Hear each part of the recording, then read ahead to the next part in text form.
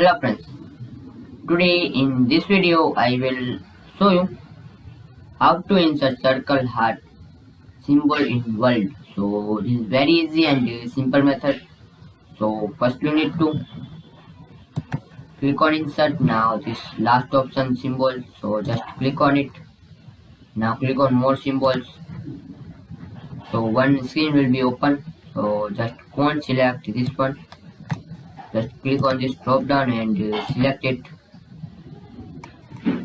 Now character code is E1F8. Just type this character code and click on insert. Now close it. So this is very easy and a simple method. So thanks for watching this video. Please subscribe this channel for more videos.